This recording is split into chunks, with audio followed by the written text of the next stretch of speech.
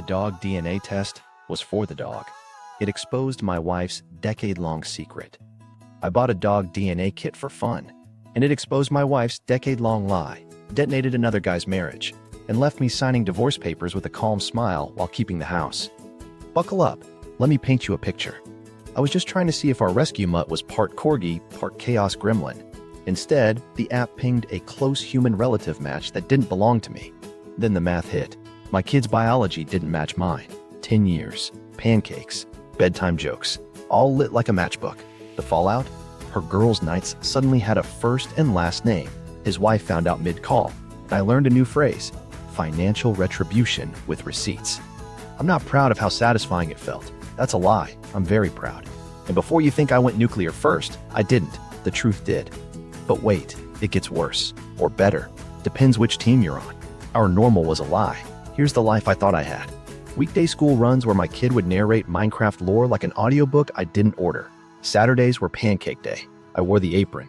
It says Grill Sergeant. And yes, I'm aware pancakes aren't grilled.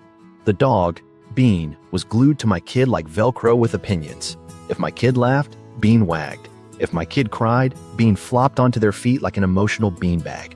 My wife, Lena, did that thing where her phone lived in her hand like it paid rent. Girls' night, she'd say, and the calendar would get this neat little repeating block. I thought, cool, balance. She gets wine and gossip. I get Mario Kart and bedtime jokes. Our mortgage was tame, the college fund auto-drafted, and I had a vision board with exactly one vision. We're fine. I'm a dad who overcommits. I quiz spelling words like a game show host. I make bad puns at bedtime so my kid will groan and sleep out of self-defense. I am, objectively, annoying, but I'm present. So when I saw that dog DNA kit on sale, I bought it. Because I'm very serious about discovering whether Bean's ears are legally wizards. Lena rolled her eyes. You're testing a dog. That's silly. Correct. Also, you married me. The silly is part of the subscription. We swabbed Bean together. Well, I swabbed. Bean tried to French kiss the swab, and my kid narrated like a wildlife documentary. And here we see Dad in the wild, attempting to collect the DNA of a feral carpet potato. We mailed it. We forgot about it. Life kept being normal, or what I thought was normal. Then I got the email. Subject line: your dog's results are in. Great. I open. First screen. The fun stuff. Herding group. Some terrier chaos. A suspicious amount of mixed. My kid cheered. I scrolled, ready to make corgi jokes. And then I saw a tab I didn't recognize. Relatives. I click. It loads. I expect possible sibling, meaning another mutt with Bean's eyebrows. Instead, the top line reads, close relative, high confidence, full human name. There is a tiny info icon. I tap it. It explains how sometimes users link profiles, how human relatives can appear when pet and human accounts share DNA links. My brain did cartwheels with no spotter. Why would our dog's relatives include a human I don't know? Babe? I say, in that casual tone men use when they are not casual at all. This says Bean has a human relative. Do you know a name? She does a stiff smile, the kind you hold like a plank in yoga. Glitch, she says. Ignore it. Glitch? In a list with a full name, photo, and a little works at gym blurb? That's a very specific glitch. I screenshot. I make a folder called Definitely Not a Glitch because denial is cute, but receipts are cuter. I try humor.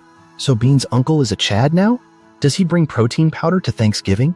My kid giggles. Lena does not. The air changes temperature. Call me dramatic, but I felt the room tilt 3 degrees. I didn't accuse. I didn't go full detective in the kitchen. I did what men do when we can smell smoke but don't see the flames.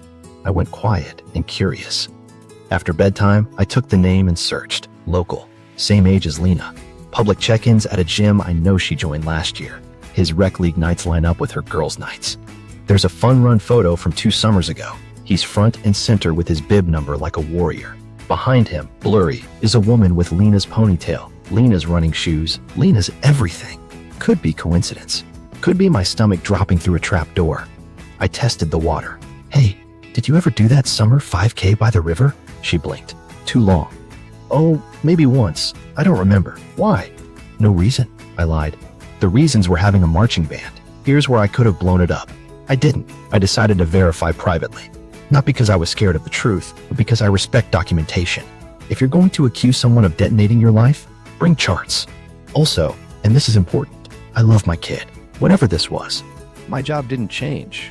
Breakfast, rides, bedtime stories. That's the job. So I bought another dog kit. This time I swabbed Bean again, and don't freak out. I ran a quiet swab on my kid too. No drama, no tears. My kid thought it was a science project. Bean thought it was snack time. Lena was out with friends. The house was peaceful in that way. It is right before weather breaks. I packed the swabs like they were artifacts, mailed them. Then I waited while my brain rewatched 10 years on fast forward, pausing at every smile to ask, was I the only one who thought this was real? The email that doesn't make sense. The results page keeps pretending to be normal. Cute breed pie chart. Little slider about prey drive, which is hilarious because Bean's idea of prey is a sock. Then that relatives tab sits there, blinking like a car dashboard light you promise to ignore until the engine dies on the freeway. I tap it again.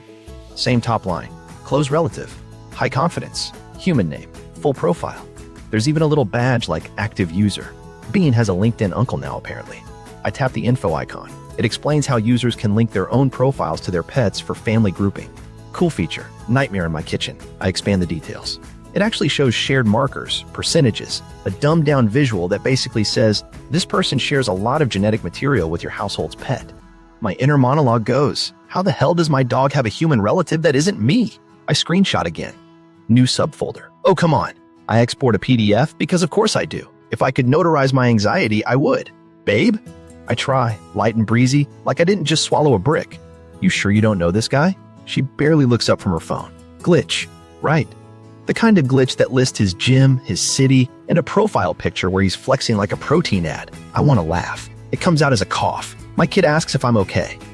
Swallowed a crumb, I say. The crumb is the size of a Buick. I go into the dog app's help section. I read the FAQ like it's scripture. It says human relative connections only appear when accounts link through shared DNA and family networks. Translation. This isn't a random dude they slapped on Bean's page for funsies. Something, somewhere, got connected because it recognized common DNA threads. Threads I'm suddenly noticing in my own house, like a sweater you shouldn't pull. I start testing logic. If this guy is popping up as a close relative to Bean, and Bean is glued to my kid like they share a soul, then either Bean filed taxes with this man, or the man is biologically related to someone Bean is close to, which would be my kid. My stomach writes a resignation letter.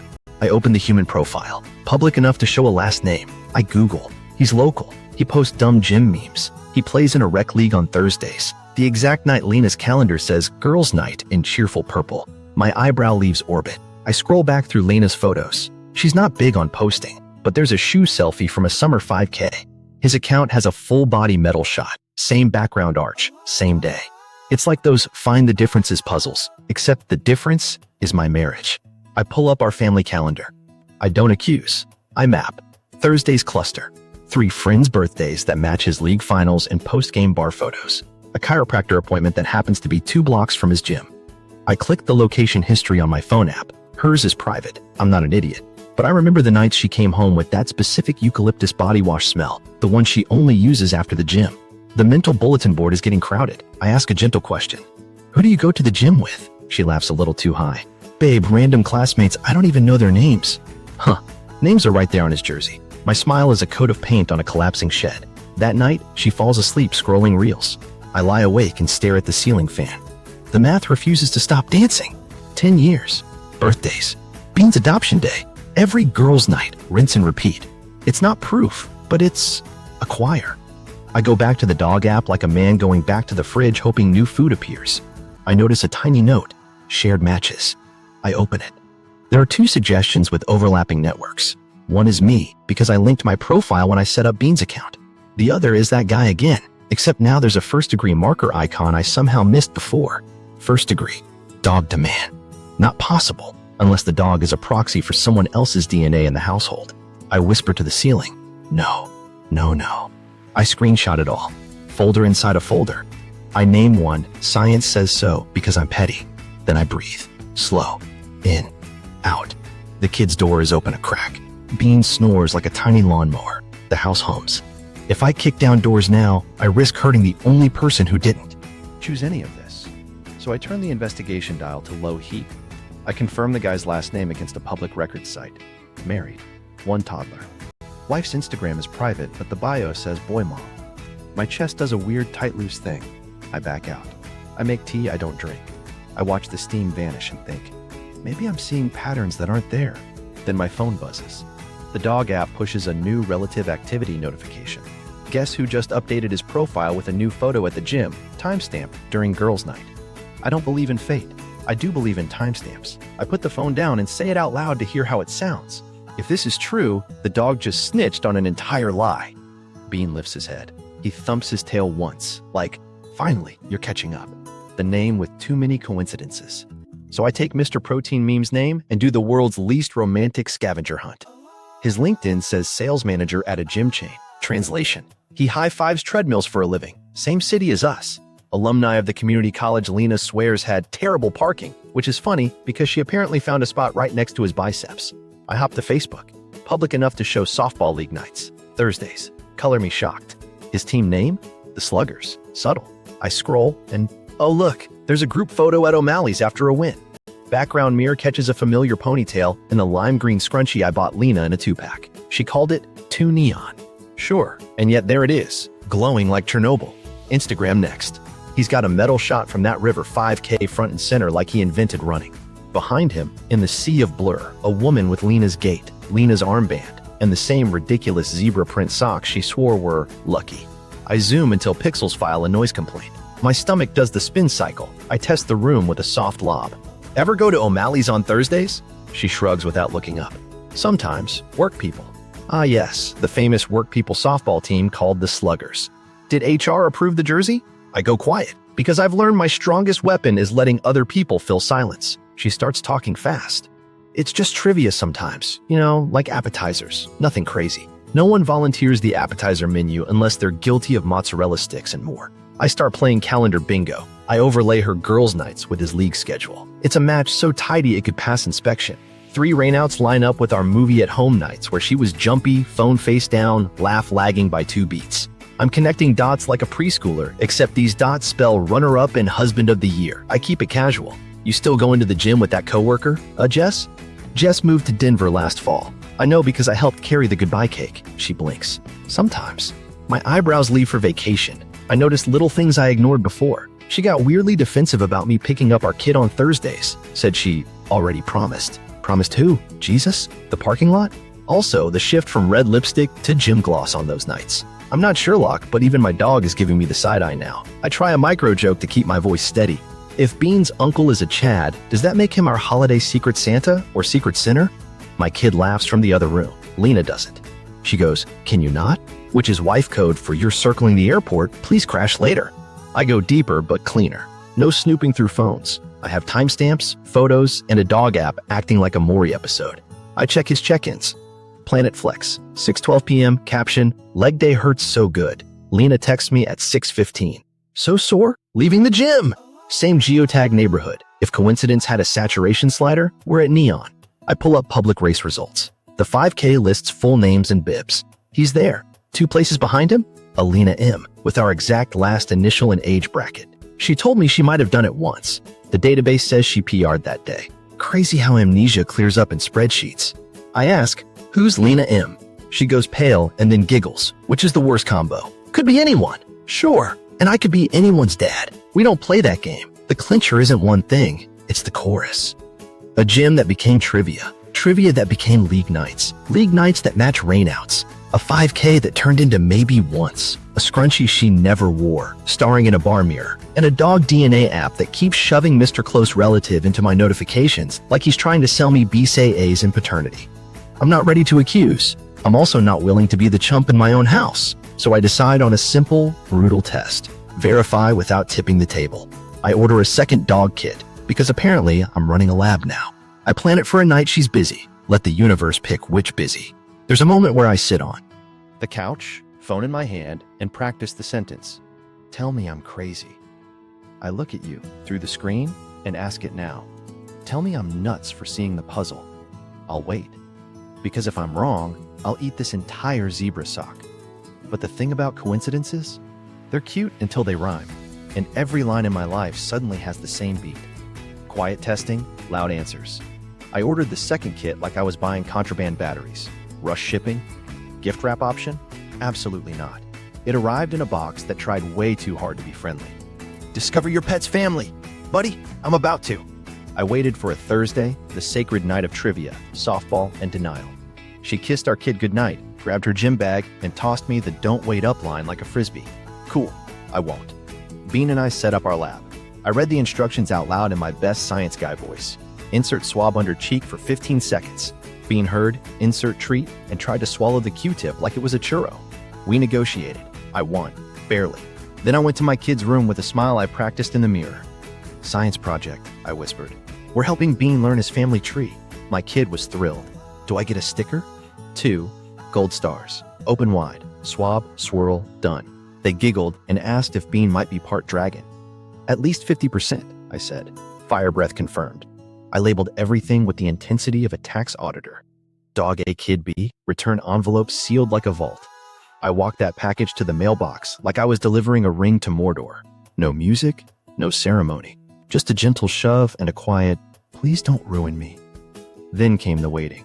Do you know how long 3 to 5 business days is when your whole life is on the line?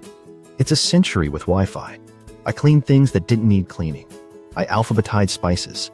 I Googled how accurate are pet DNA relative matches, and then closed the tab because the answer was very. I watched Bean snore and thought, "You tiny narc." I kept my kids' routine locked. Breakfast, rides, homework, bedtime jokes. I doubled down on normal because my brain was doing parkour. At night, I'd lie in the dark and run highlight reels. The first time my kid said "Dad." The first time I fixed the training wheels. The day we adopted Bean and my kid cried because he chose us. I promised the ceiling I'd protect that feeling even if the sky fell. The email landed on a Tuesday at 9:14 a.m. Subject line, "Update, your results are ready." My hands went cold. I stared at it like it might detonate. I clicked, breed chart, unchanged. Bean is still part herder, part gremlin, part sock burglar. I swiped to relatives. The top banner glowed. High confidence, close relative detected. The name was the same. Gym jersey. Protein meme. Now there was a new icon next to it.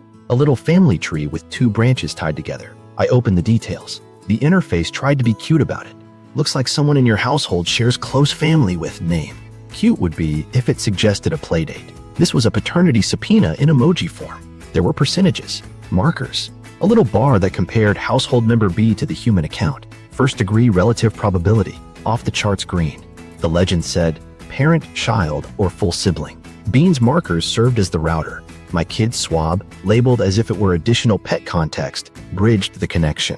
It was simple, brutal, undeniable. The algorithm didn't care about my mortgage or my pancake apron. It just did math, and math pointed at not me. I read it twice. Then a third time, slower, like my brain needed subtitles. My vision tunneled. I swear I could hear my heartbeat in my teeth. I put the phone on the counter so I wouldn't drop it and embarrass myself in front of a toaster. I wanted to scream. I didn't. I sat down. I counted to 60. I got up and poured water I didn't drink. Bean nudged my knee, and I almost laughed because of course the dog that snitched was also the dog that comforted. Okay, facts, not fireworks.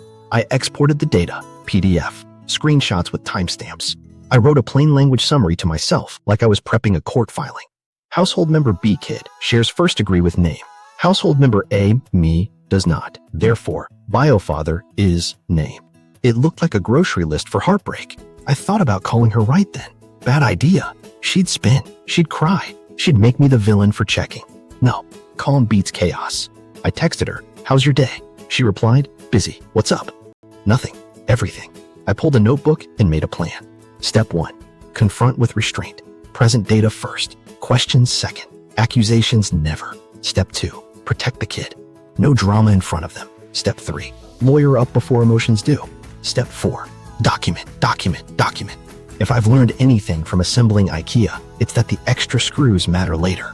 I also sent myself the files to 2 different emails in a cloud folder labeled like a grocery coupon. Paranoid? Absolutely. But paranoia didn't get me here. Trust did. Look how that went. When school let out, I was at the curb early. My kid ran up, backpack bouncing, and launched into a monologue about a science fair volcano. "Can we make it explode?" Not the word I'd use today, buddy.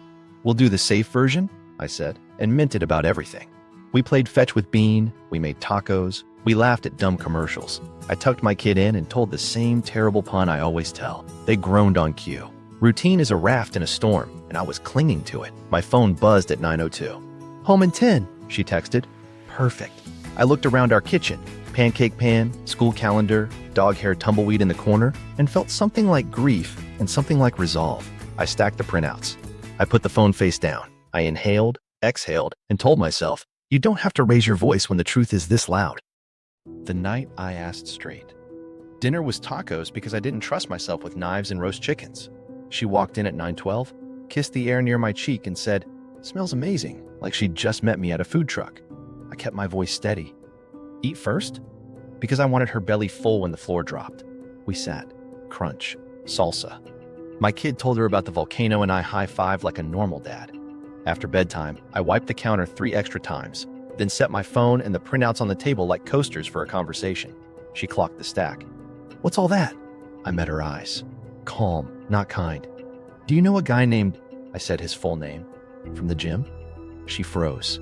Microsecond. Barely there, but I saw it. Then she launched the performance. "Are you serious right now? After a long day? About some random guy?" I nodded once. "Yes." She huffed, sat back, folded arms. "You're being paranoid. This is ridiculous." I slid my phone to her. The dog app page glowed like a neon sign. Bean's relatives tab keeps flagging him. Close relative. High confidence. Human. She laughed brittle. "It's a glitch. We already talked about this." I turned the next page. Screenshots. Shared matches. The little first-degree badge she could pretend not to see. "Cool. Then this won't bother you." Color drained in stages. Pink to gray. She swallowed. "Where did you get that?" "Public app. Our account. I'm not hacking Fort Knox, Lena." She switched tracks so fast the transmission scraped. "It's complicated." I shook my head. "No, it's math." She went for the classics. We were on a break. We weren't. The break was a silent film she wrote in her head. It was 1 time, then 2 months, then I wasn't sure about timelines, about who. She reached for my hand. I moved mine to the chair. I'm not a prop. I set down the final sheet, the one that made denial evaporate like water on a hot pan. I sent in another kit, Bean, and a second swab from the house.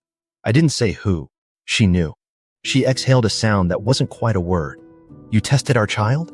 "I protected our child," I said, quietly, kindly, without waking them up to a shouting match.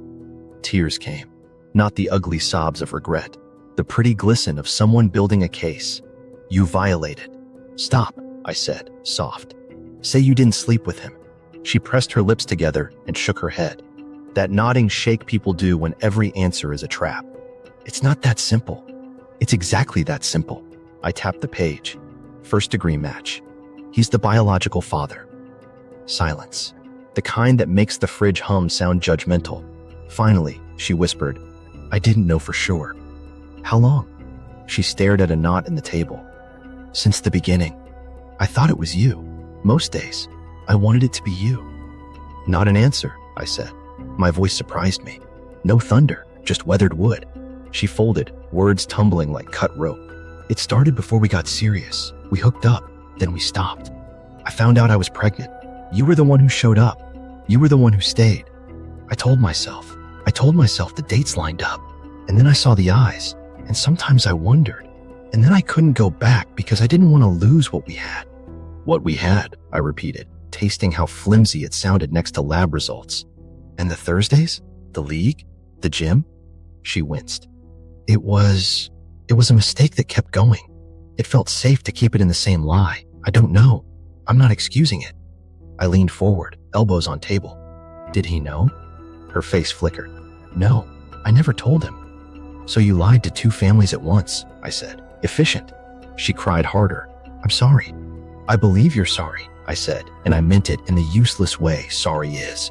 "I don't believe sorry is currency that buys back 10 years. She reached again.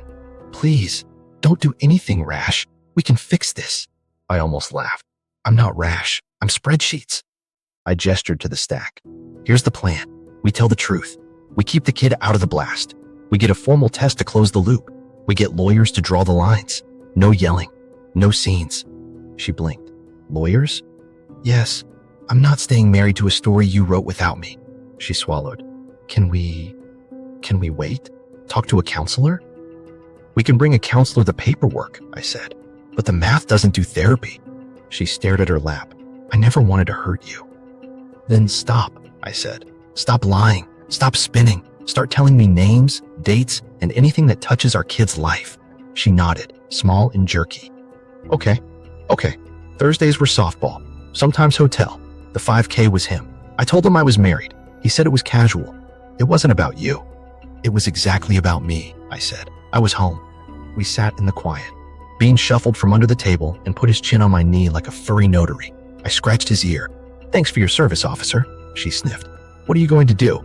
I stood, gathered the pages, and slid them into a folder. Sleep in the guest room. Email a lawyer in the morning. Call for a formal paternity test. And make breakfast like always. She looked up, hopeful and wrecked. So you aren't taking him away from me? I met her eyes. He's our child in the ways that matter. But your access from now on is honesty-based. One lie and doors close. She nodded, wiped her face, and whispered, Okay. I turned off the kitchen light. We're done lying. Then I went to make up the guest bed, and for the first time all week, the house felt honest. Drawing lines, lawyers, locks, and lists. I slept in the guest room like a tourist in my own house. Bean rotated between us, clearly auditing vibes. In the morning, I made pancakes without the apron because irony had already dressed me. I hugged my kid a little longer at drop-off, then parked 2 blocks away and called a lawyer from my notes. Family law, paternity, calm voice, scary reviews. Her assistant said, Can you be here at 11? Yes. I can be anywhere that leads out of a maze. The lawyer had that soothing, I've seen worse energy. I laid out the dog app circus, the swabs, the first-degree banner, the confession. She nodded like, Tuesdays. Then she said the words I needed. Slow, quiet, methodical. We walked a timeline. We talked paternity fraud, state statutes, and what a judge cares about. Stability for the child, documentation, and whether I've been acting as dad, which I have, loudly and consistently. You don't have to be biology to be legal, she said, but do get the official test. Already on my list. We moved to custody. Temporary orders first, she said. Status quo schedule, but with boundaries. Boundaries. My new favorite hobby. She told me to stop joint auto payments that aren't essential, freeze cards, and make a clean ledger. This isn't punishment, it's triage. I nodded so hard my neck clicked. I left her office with a checklist that could stun an ox. On the sidewalk, I called the bank. I'd like to freeze the joint credit card, issue a new one in my name, and lower the limit on the existing account. The rep asked if there was fraud. Not yet, I said, and I'd like to keep it that way. I opened a checking account, changed my direct deposit, and set alerts for any transactions over $20 because mozzarella sticks apparently live dangerous lives. Back home, I did a quiet backup spree like a librarian on espresso. Family photos to a drive, school records scanned, insurance cards photographed. I exported the calendar, then printed a year of Thursdays with a highlighter stripe because petty is the cousin of prepared. I took pictures of everything expensive in the house, serial numbers, condition. If a toaster goes missing, there will be a report. Passwords? Updated. 2-factor on. I removed her login from my cloud, not because I was hiding, but because the ship needed watertight doors. I set up a private email with a boring name. Nobody ever opens association minutes. I forwarded the lawyer's retainer agreement there and signed like my pen had muscles. Then I set boundaries with words, not volume. I sat her down at the table that now makes my skin itch and said, Here are the rules until lawyers finalize. No lies, full transparency about schedules. No new debt on joint accounts. No moving money. No introducing our kid to anyone without mutual agreement. Everything about our kid goes into a shared calendar and a shared note. And if you need anything that touches finances, ask first. She opened her mouth. I held up a hand. This is not control. This is stability. She nodded too fast. Of course, I get it. And one more, I said. No erasing texts, photos, or posts. The truth has a paper trail. Let it live. Her chin dropped. I'm not. Good, I said. Keep not. That afternoon, I bought a cheap lockbox for documents and a fireproof bag because apparently I'm a prepper now. Birth certificates, passports, test results, retainer letter, filed. I labeled a binder timeline and printed tabs. Yes, I'm that guy. Better that guy than the guy blinking in court like I thought love was enough. I called the pediatrician to ask, politely, how to schedule a legal-grade paternity test without turning the lobby into a soap opera. They gave me a clinic and a script. For legal purposes, please. I booked it for Friday. I put it in the shared calendar and texted her, confirming appointment. She responded, Okay. No emojis. Good. Then I texted the gym guy. Not rage. Facts. Hey, we need to talk. I have reason to believe you're the biological father of my child. I have documentation. I'm approaching this calmly. I'd appreciate the same. I attached a single cropped screenshot that proved connection without torching privacy. Read receipt pinged. 3 dots. Then, what? Another bubble. Call me. I didn't. Not yet. My lawyer's voice echoed. Slow, quiet, methodical. Night came. I slept in the guest room again. She knocked. Can we talk? We already did. We can coordinate, I said through the door, gentle but stone. We can't rewrite. I checked the college fund, untouched. I printed the last 12 months of statements and highlighted anything purple, Thursdays. Patterns stared back like art I hated. I made a list of kid-centric non-negotiables, school drop-offs, bedtime routine, therapy referral. I emailed the child therapist recommended by the lawyer. We need support for an age-appropriate truth. I wrote this sentence on a sticky note and put it on my bathroom mirror. Peace over drama, but never at the cost of clarity. It's corny. It worked. Being curled at my feet, snoring. The house felt different, lighter, not because pain left, but because lies did. I wasn't burning the place down. I was changing the locks, the other life, meeting the mirror. I didn't call him that night.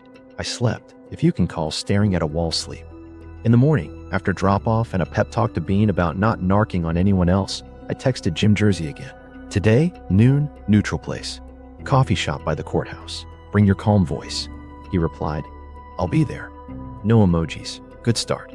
He walked in looking like a catalog for regret. Fit, nervous, wedding ring flashing like a siren. He scanned, saw me, and did the slow approach men do when they're hoping it's a prank. He said my name. I nodded. You're him, I said back. We shook hands because we're civilized mammals. Then we sat. He opened with, this has to be a mistake. I slid my phone over with the cropped screenshot. He stared, blinked, whispered, no way. I kept my voice even. There's more. I'm not here to yell. I'm here to confirm and set terms so our kids don't become collateral. He rubbed his face like he wanted to wipe the last decade off. I thought she was married. I raised an eyebrow. She is. He swallowed. I mean, I knew. I just didn't know about this. He tapped the phone like the pixels burned.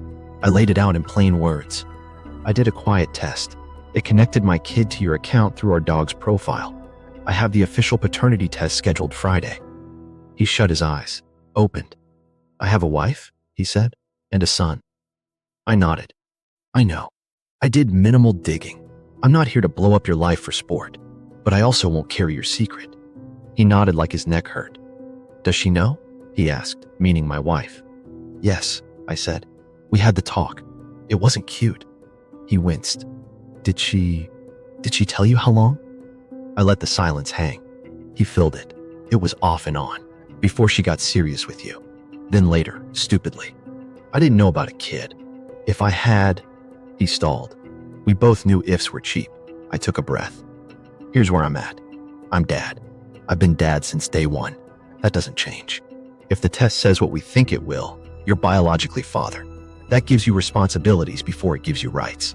I'm not here to audition you. I'm here to demand you step up in a way that doesn't rip my kid apart. He nodded so hard his coffee sloshed. Yes, absolutely. He stopped because his phone lit up with his wife's name. He glanced at me, then answered on speaker without thinking. Hey. Her voice came in sharp and sunlit. Where are you? He lied. At the gym. I said nothing. He flinched. Lies echo louder after you've heard your own. We hung in that quiet for a beat. Then I said, you need to tell her.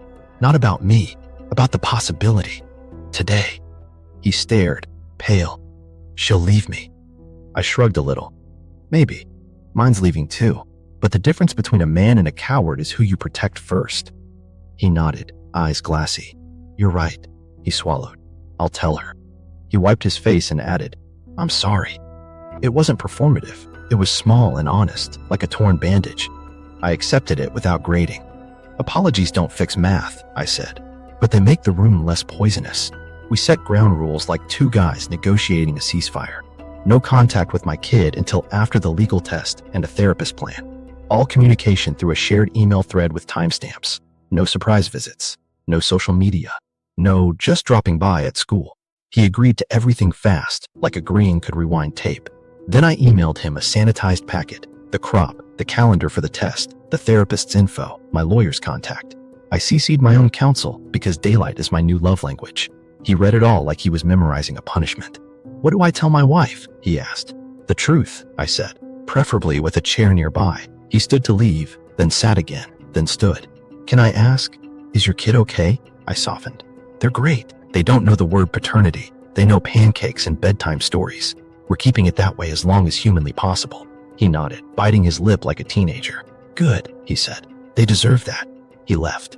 I stared at his chair and thought, that's the mirror, not my enemy. Just another man who made a mess and is about to meet a broom.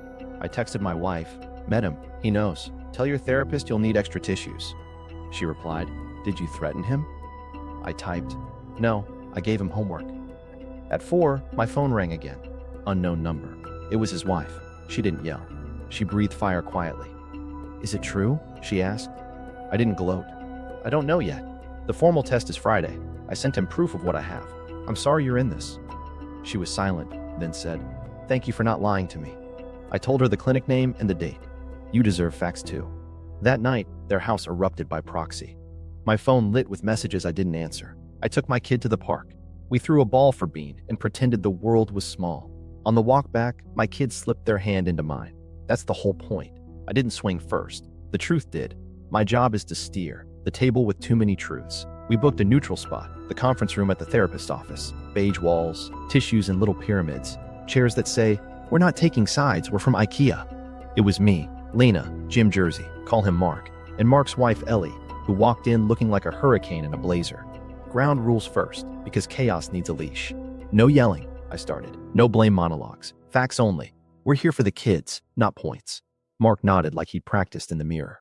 Ellie folded her arms and said, if anyone lies, I leave. Lena said, that's fair, which made her voice crack on fair. I pulled out the folder. I felt like a teacher about to hand back tests nobody wanted graded. Timeline first. I slid copies to everyone. This is the app data, the dates, the overlaps. This column is Thursdays. This column is the 5K. This is the glitch that keeps not glitching. Lena tried to grab the narrative wheel. Okay, but it wasn't. I held up a hand. Facts. She sank back, lip caught between teeth. Mark stared at the paper like it might bite him. I walked it calmly. Connection appears on Bean's profile. Shared matches flag a close human relative. Mark. Ellie's eyebrow arched so high it needed oxygen. I continued. Second test with additional household swab linked Mark as first degree to my kid's swab. Friday is the legal test. Today is the meeting where we admit the sky is blue. Ellie turned to Lena. Did you know? Lena's mouth opened, closed. I didn't know for sure. Ellie laughed once. No humor. You didn't know, but you kept Thursdays. Lena's eyes watered. I was wrong, Ellie said. That's the appetizer. Where's the meal? Mark finally spoke. I didn't know about the kid. He looked at me. I swear. I nodded. I believe you didn't know. Belief is free. The bill arrives Friday. Silence sat down with us. I flipped to the next page. Here are the rules I'm proposing. And yes, they're non-negotiable. I pointed with a pen like a traffic cop. Number 1, no contact with my kid until the legal test confirms and a therapist lays out a disclosure plan. Number 2, all communication goes through a shared email thread. No side texting, no midnight, we should talk. Number 3, no social media posts, hints, or cute subtweets. Number 4, neither household tells their kid anything before the therapist signs off. We don't hand children adult weight. Ellie nodded immediately. Agreed. Mark said, agreed, like he was signing a plea deal. Lena looked like she wanted to bargain with gravity. What about holidays? We'll get there, I said. Right now, we're not juggling Christmas. We're triaging integrity. Lena reached for my arm. I moved my chair an inch. She flinched, like I'd shouted. Please don't make me the villain, she whispered. I kept my tone flat. You wrote that role and cast yourself. I'm just turning on the house lights. Ellie leaned in, voice low and surgical. Tell us the window. Lena looked at her lap. It started before we were serious, she gestured at me. Then stopped. Then Thursdays. Ellie's jaw flexed. How long? Years, Lena said. Ellie closed her eyes like she'd been waiting to hate the number. Mark rubbed his temples. I am so sorry, he told me, and then his wife. I was an idiot. I thought it was compartmentalized. Ellie snorted. You put your life in Tupperware and labeled it Thursdays. Cool system. I slid the therapist referral across. Here, the child specialist. Intake is scheduled. We'll coordinate a script. The language is simple. Families are made in lots of ways. Love is the job. We're adding information. not subtracting love. I glanced at Lena. And for the record, I'm dad. That doesn't change. Lena nodded, tears spilling. I know. It sounded small but true. Mark's eyes went glassy. I don't want to take anything from you. I shrugged. Good. Then don't take stability. Ellie tapped the papers. Legal clarity next? Already moving, I said. Temporary custody orders reflect the current schedule. I'm securing the house. Financial separation is underway. College fund protected. Nobody is weaponizing money. Lena inhaled to protest, then closed her mouth. I misused nothing, she said. I held her gaze. Glad to hear it. I pulled out the last sheet. Dates, signatures, notary stamped spaces blank on purpose. Formal paternity test Friday, 10:30. Clinic address on top. Bring IDs. No drama. We go in, we swab, we leave. Ellie said, I'll be there. Mark nodded like a metronome. Lena dabbed her eyes and whispered, okay. Before we stood, I added one more thing. Disclosure to extended family? Not right now. We say, we're navigating a private family matter. If anyone gossips, I'll feed them the least tasty truth possible. Ellie gave me a sideways smile that didn't reach her eyes. You're annoyingly reasonable. It's a phase, I said. I'm trying it instead of arson. We all rose like our chairs had Velcro. Mark stuck out his hand. I took it. Ellie looked at Lena and said, I will not be your enemy if you stop being mine. Lena nodded, messy and earnest. I will. Ellie turned to me. If he backslides, call me. I said, if I backslide, my dog will report it. Bean wasn't in the room, but the joke landed just enough to let us exhale. We walked out with the same faces, different spines. In the parking lot, the sun felt rude. I texted the shared thread, recap attached. See you Friday. Keep it boring. Then I went home and circled the appointment on the calendar like a bullseye I didn't aim, but I'd hit anyway. The test that ends denial. Friday came dressed like a court date. I woke up before my alarm, stared at the ceiling, and practiced not throwing up. Pancakes, backpacks, a hug that lasted exactly 4 seconds too long. I told my kid I had a boring appointment. They asked if boring meant needles. Just Q-tips, I said. The world's least exciting lollipops. We met at the clinic like awkward coworkers. Me, Lena, Mark, Ellie, crisp as a subpoena. The receptionist had that voice that could quiet geese. Names? We handed over IDs like they were confessions, clipboards. Initial here, here, and here, promising we wouldn't chew gum or fistfight in the sample room. Tempting, honestly. The tech called us back in batches, cold chairs. Posters about ancestry with smiling strangers who clearly never met my week. The swabber had a Disney princess smile and a barcode scanner. Open wide. I wanted to ask if they do punch cards. 10 swabs, 1 free therapy session. Mark went first. Swab, seal, beep. He stared at the floor like it owed him money. Ellie squeezed his knee so hard I could see the knuckles whiten. Lena stared at the wall clock, doing grief math. My turn. Swab, seal, beep. I joked, do I get a sticker? The tech said, only if you don't spit on me. Fair.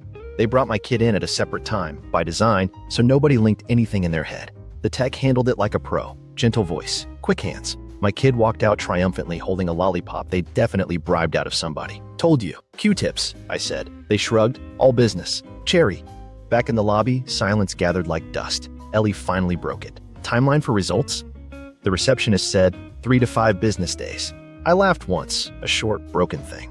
That's our favorite number around here. We left in a staggered parade. Parking lot goodbyes are weird when everyone's life is a small fire. Lena touched my elbow. Thank you for managing this. Managing. Like I was her project manager for infidelity. I nodded without giving her the courtesy of a smile. Keep the calendar updated. Then the waiting marathon. Days stretched. I kept busy. Work, lunches packed, volcano supplies purchased. I told my kid we'd do the foam over the sink version. No lava on the ceiling. They booed. Bean booed in dog. Nights were the worst. The house creaked like it was learning to speak the truth and didn't like the accent. On day 4, the email arrived. Same subject line. Dry as toast. My hands went cold again. I forwarded it to the shared thread without opening it, then took a breath and clicked. Numbers. Charts. Words that looked harmless until they rearranged into a verdict. Probability of paternity. 99.99%. The room tilted. The fridge hummed a minor key. I didn't throw anything. I didn't cry. I sat down on the kitchen floor like a guy whose legs politely resigned. Bean pressed his forehead to mine. I whispered, you were right. He wagged like he'd solved a crossword. Phone buzzed. Ellie. I saw it. Another buzz. Mark. I'm so sorry. Lena. Can we talk? I typed to the thread. Confirmed. We proceed as planned. We protect the kid. Full stop. Then I stood up, because dinner doesn't cook itself just because your soul got audited. Lena arrived 10 minutes later, eyes swollen, voice small. It's real. I nodded. It's math. She reached for me like habit. I stepped back like practice. Save the apologies for therapy. She blinked. You hate me. I shook my head.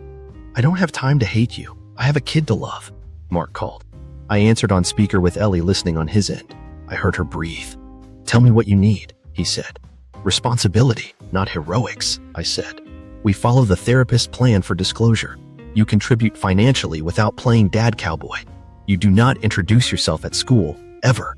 You do not surprise anyone, and you do not make me chase you. He said yes to everything, like a man voting for his own sentence. The therapist sent a script. Simple words, no melodrama. Families are built lots of ways. Biology is information. Love is the job. We practiced it like lines before a school play. We set the meeting for Sunday afternoon, soft light, no rush. My stomach tried to climb out a window. Before the talk, I sat with my kid on the couch. Bean flopped across both our feet like a paperweight. I said, hey, we're gonna learn something new about our family today. You know how Bean's a mix of a bunch of things? People can be like that too, not the dog part. Don't lick me. They giggled and wiped fake drool on my sleeve. Gross, Dad. Good. Humor means air. In the session, the therapist did the heavy lift. Calm voice, clear sentences. You have a lot of people who love you. You also now have more information about where some of your traits come from. My kid looked at me first. I smiled at them like my face was made for it. I'm your dad, I said. That never changes. They nodded, eyes shiny. I know. I had. To blink a few times like dust was ambitious. We didn't say the word affair. We didn't say lie. We said information. We said adults made mistakes. We said you are safe. My kid asked if this means 2 Father's Day cards. The therapist smiled. It means more people to cheer for you. I added, and more people to get dragged to school plays. That got a laugh.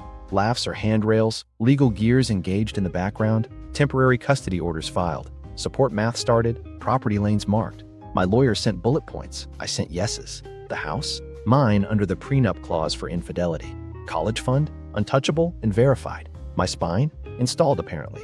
That night, I tucked my kid in and said it again, quietly, like a vow.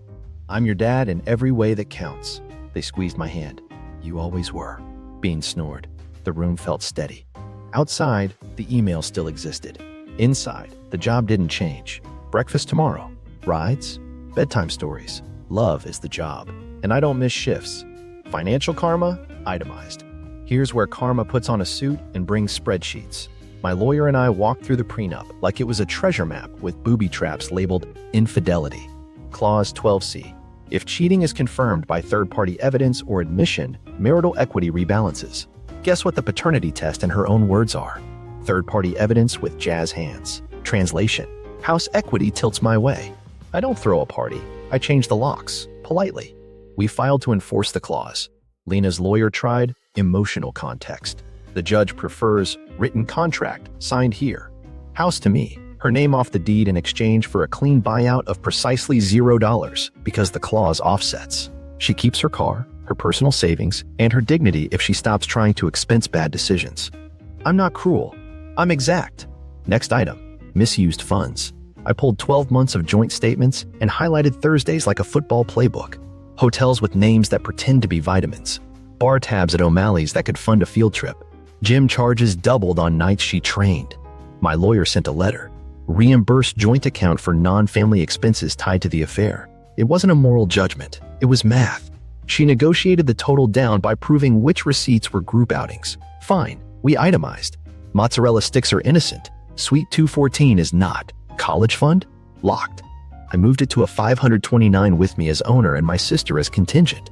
Court noted it's for the kid, not a marriage souvenir. I set alerts so if anyone even breathes on that account, I get a siren. I sleep better with sirens. Support math time. Since I'm primary, I set child support to reflect reality. My roof, my groceries, my calendar doing squats. I refuse to weaponize it. I want consistency, not a victory lap. We used the state calculator. Numbers landed where numbers land. She frowned, then nodded. Mark asked if he contributes. Yes, pal. Biology comes with a subscription fee. He called his HR department like he was ordering a sandwich. Hi, I need to set up a wage garnishment. The adulting almost made me like him. Almost. Now, the subplot where karma pulled a chair at Mark's house. Ellie froze their joint credit cards the day after the clinic. She moved half of their liquid savings, her legal right in our state, to a separate account while they sort separation terms. She made him list every membership, every guy's trip, every hotel, every bar tab. Watching him learn Excel was a spiritual experience. Ellie also called an attorney with sharper elbows than mine. I respect a woman with a binder and a glare. Social circle? I didn't run around with a bullhorn. I sent one group text to the people who actually matter. Short, boring. We're separating. Please don't speculate. We're keeping things stable for kid's name. If you have questions, ask me directly, not a rumor. My sister called, said nothing, and just asked, "What do you need?" I said, "A screwdriver, 2 hours, and tacos." We fixed a loose cabinet and my spine at the same time. Lena tried the PR approach with her friends. We grew apart. I let it sit. When someone asked if I cheated back, cute, I replied, "No, I budgeted." The joke landed and shut down the gossip. I'm not here to humiliate her. I'm here to stop the erosion. We signed temporary orders that read like boundaries wearing badges. Shared calendar is court-ordered now. No financial moves over a certain amount without notice. No overnight guest when the kid is home. You'd be amazed how fast tubes of toothpaste multiply when other bodies start rotating through schedules. I prefer fewer variables and capped utilities. The house title transfer was a circus, but ended simple. Title company, signatures, a notary who smelled like lavender. Lena stared at the paper like it was a cliff. "Can we do a buyback later?" she asked. "No," I said, kind but brick. "This is the landing. We live with it," she signed. The pen didn't scream. The room didn't explode. Quiet victories are still victories. Meanwhile, I set up a trust for the kid. Nothing wild, just a bucket that says, if I get hit by a bus, college still happens, therapy stays funded, and Bean gets a lifetime of squeaky squirrels. You think different once you learn trust can be broken. You start building legal versions that can't. Mark started sending weekly emails titled Update, bullet points of actions, counseling booked, money moved, lawyer retained, gym schedule changed, Thursday nights rebranded as home. He added a line every time. Available for responsibilities, not overstepping. Good, stay in that lane. One last ledger item, therapy bills. I told Lena I'd split the kid's therapist cost without haggling. She started to argue out of habit, then caught herself. "Thank you," she said. "Don't thank me," I said. "Thank our child for existing." Financial karma isn't fireworks. It's receipts, clauses, and boring forms that make sure chaos doesn't keep a key. It's the house quiet at night, the accounts balanced, and the calendar honest. It's not revenge, it's order, and it adds up. Serving day. Calm is louder than rage. Serving day didn't feel like a movie. No slow clap, no confetti. Just logistics and a Google Calendar block named Delivery. My lawyer arranged the server. Neutral location, 3 p.m., the parking lot behind the coffee shop where nobody cries well. Not at home, never in front of my kid. That was the first rule in the hill I'd die on. I packed my bag like I was going to a dentist. Water, chapstick, folder, composure. I texted the shared thread an hour prior. Reminder, meeting today. Keep it brief. Ellie replied with a single check mark. Mark added, "We're not attending." Good. This wasn't their scene. Lena didn't respond. Normal. The server, a woman who looked like she could bench press a Buick and file your taxes, met me by the dumpsters. "You the petitioner?" "Yep." She held the envelope like a sacred object. "You good?" I said, "I'm calm." She smiled. "Calm is expensive. Spend it." Lena pulled in 3 minutes late, sunglasses on, hair in that tight ponytail that always means crisis. She clocked me, clocked the server, and did the math. "Really?" she said. No rage, just wounded theater. I kept my voice level. "Yes." The server stepped forward. "Are you Lena?" She nodded. "You've been served." Envelope out, signature declined, legal magic complete. Lena stared at the packet like it hissed. "I can't believe you did this." I shrugged, gentle. "We're done lying. This is the adult part." She spun the denial wheel. "We don't need court. We can handle this privately." We tried privately. Privately gave us Thursdays. "We need structure," I said, "and clarity." She pivoted to bargaining. "What if we wait a month? For feelings?" I shook my head. "Feelings don't write orders. Then blame. Always a fun stop." "You blindsided me. You tested without telling me." I nodded. "Correct. And if I had told you, you would have called it a glitch until our kid graduated college." She flinched. "Truth has elbows." She lowered her voice, a last attempt at intimacy. You don't have to punish me. I'm not, I said. I'm protecting the kid and the house in that order. The papers reflect that. Read them. She flipped through, skimming like a student who didn't do the reading. You want the house. I already have the house. The prenup gives it a name tag, in custody, temporary primary, like it's been, and financial disclosures. Standard. She snorted. Is anything about this standard? The paperwork is. She took off her sunglasses, eyes raw. What am I supposed to tell my mom? I kept it plain. Tell her we're separating and we're prioritizing kid's name. If she wants details, she can ask me directly. She grimaced. So you can make me the villain?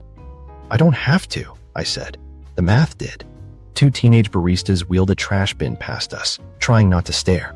Serving next to a dumpster isn't glamorous, but it is humbling. That's the point. Quiet accountability, not public execution. I glanced around for my kid out of habit, even though school was still in session. Muscle memory. Protect first. She tried one more door. Can we at least have dinner together tonight? For stability? Stability doesn't look like pretending, I said. We'll keep the routine with our kid. You and I will not play house. She nodded, swallowed, nodded again like she was trying to convince her throat to exist. The server hung back, arms crossed, a patient lighthouse. Lena sighed and slipped the envelope into her tote like it might bite. I loved you, she said, quiet. I believed her. That's not the point. I loved you too, I said. I still love our kid more. She blinked hard and said, people are going to talk. I smiled without teeth. Let them talk to the wall. She cracked a laugh she didn't want to have. I added, I'm staying off socials. If anyone asks me, I'll say we're handling a SME. I'll say we're handling a private matter through the court. If anyone gossips, I'll send them a PDF. She stared at her shoes. You make everything so administrative. Administration is how we stop bleeding, I said. You prefer Thursdays?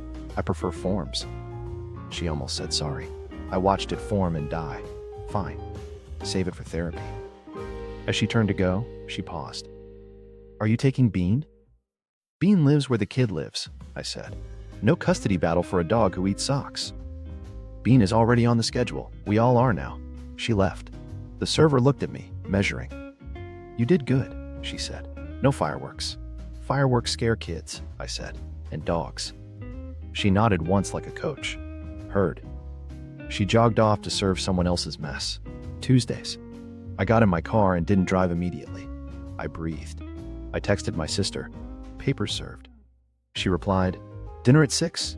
Bring the tiny narc. Bean's nickname is permanent. On the way home, I saw 2 neighbors power walking with eyebrows. Whisper weather. I waved like a man with groceries and a nap pending. They waved back with that smile people wear when they know half a story. Let them. I've got the whole binder. At home, I wiped down the counter again. It's my stress hobby. I checked the shared calendar. Lena had already added attorney consult for Thursday. Good. Move pieces, not feelings.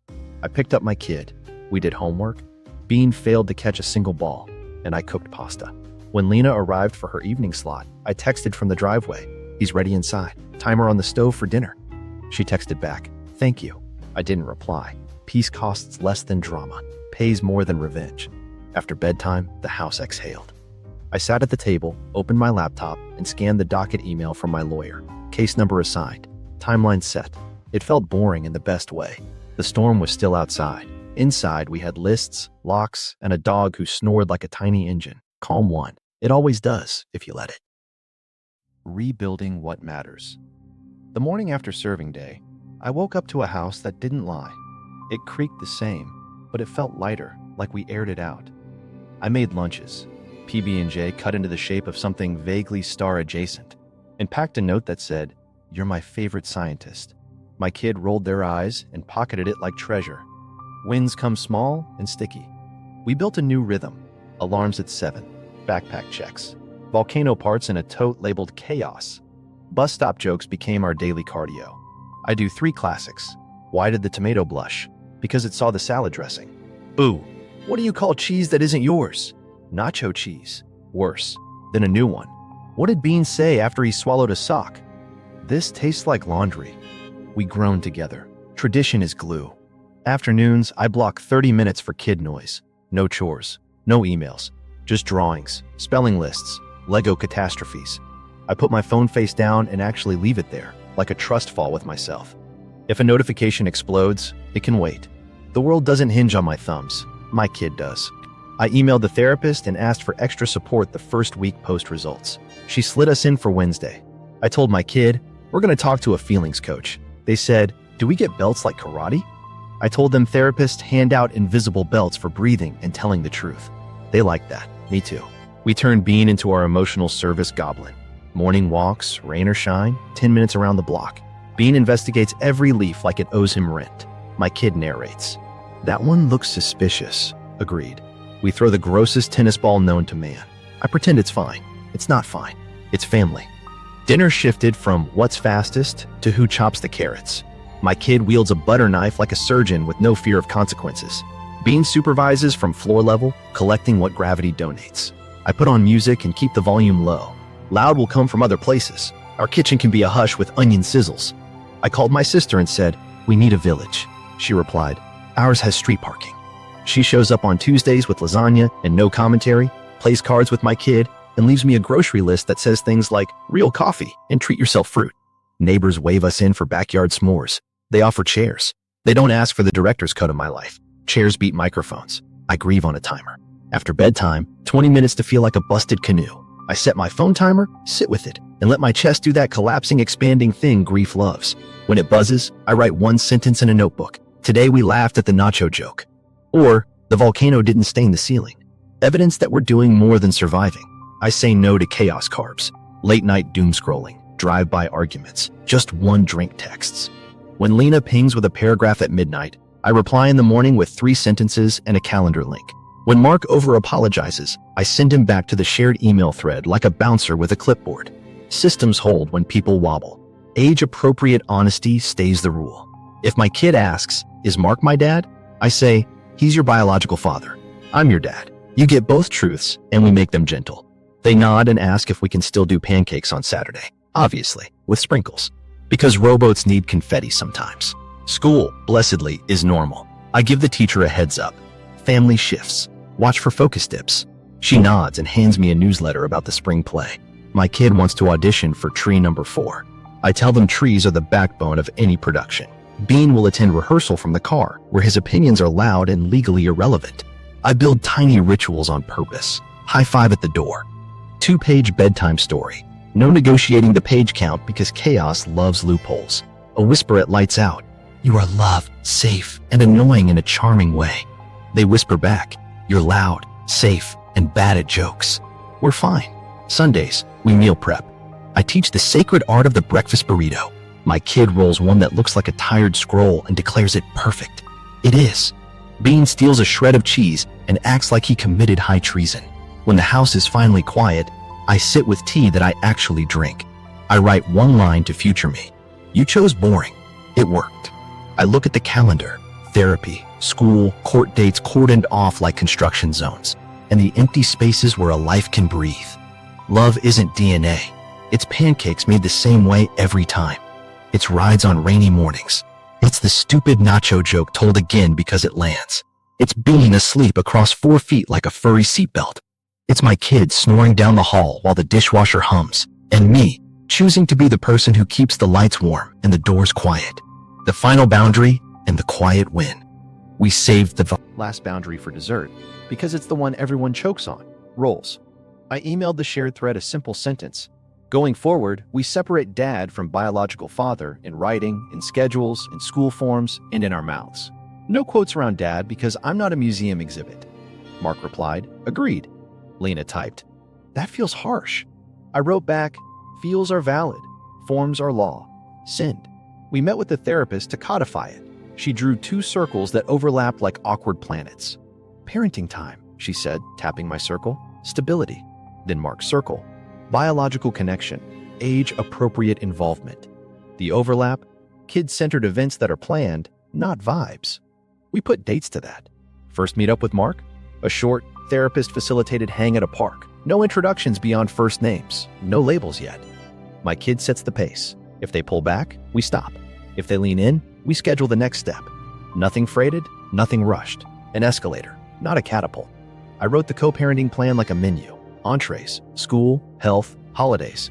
Sides, Emergencies, bedtime rules, screens, desserts, special events. Everything in writing, everything time-stamped. We created one sacred spreadsheet. If heaven had version control, it would look like this. Color coding that would make a kindergarten teacher weep. Red is must coordinate. Green is go for it. Yellow is ask first. Beige is no one cares. Stop emailing. Lena signed. Chewed her lip. Signed anyway. Mark signed like he was late to something holy. Ellie reviewed with a highlighter and a look that said, "One wrong step and I will convert to litigation as a lifestyle." I respect that faith. Then came the settlement. It read like a grocery receipt for a life. House, mine, deed transferred, keys unchanged. Custody, primary with me. Generous time with Lena. Boundaries around overnights and intros. Money, support set, college fund locked. Misused funds repaid on a boring, automated schedule that will outlive the human drama. Therapy, mandatory for all adults until the therapist writes, "We can hear each other without using lawyers as translators." We took it to court. Not a big spectacle, a Tuesday with buzzing lights and a judge who had seen 5 versions of us before lunch. "Any objections?" he asked. Lena shook her head once, eyes glassy. Mark cleared his throat and said, "No, Your Honor." Ellie stared at the clock like she could move it with contempt. I said, "No, Your Honor," and meant it with my whole bloodstream. The gavel didn't slam. It clicked. Still, it echoed. After, in the hallway, Mark knelt to my kid's height, my permission, therapist approved, and said, "I'm sorry for the grown-up mess. I'm going to listen first." My kid looked at me. I nodded. They said, "Okay," with the politeness of a gatekeeper. We walked away, and my kid squeezed my hand. "Can we get ice cream?" That's how you know the world didn't end. It just reordered itself around sprinkles. The first park hang was boring by design. Sun, swings, Mark awkwardly pushing Bean's slobbery ball with his shoe because he wore the wrong shoes for a dog who majors in mud. My kid tested him with the classic questions. "What's your favorite dinosaur?" He said, "Ankylosaurus," like he had rehearsed. Acceptable answer. They asked, "Do you like math?" He said, "I'm learning to." "Good, same." We left after 25 minutes. No fanfare, no confetti, no titles changed. In the car, my kid said, "He's nice, I guess." I said, "You get to decide the pace." They nodded and asked for fries. We got fries. Bean stole one. Chaos honored. That night, Lena signed the last page. She whispered, "I hate that we needed paper to be decent." I said, "Paper lets us be decent on bad days." She nodded, finally getting it. We stood in the kitchen like co-parents, not spouses, like teammates with different jerseys. She left. The door clicked. Quiet win, right there. I took out my phone and deleted the dog app notifications for the first time since this started. Not the app. Bean still needs to know if he's part raccoon, but the alerts that dinged like tiny gongs of doom. Silence. Blessed, responsible silence. Then I sat with my kid and watched them fall asleep. Dogs sprawled like punctuation at their feet. We're not fixed. We're functional. There's a difference, and it's enough. The house settles. My kid breathes steady, and Bean snores across the blankets like a furry seatbelt holding us in place. The test was for the dog. It saved my life. Drop your take in the comments. Hit subscribe for more beautifully boring revenge arcs, and watch the next one where a girls' trip receipt ends a rehearsal dinner in 45 seconds flat.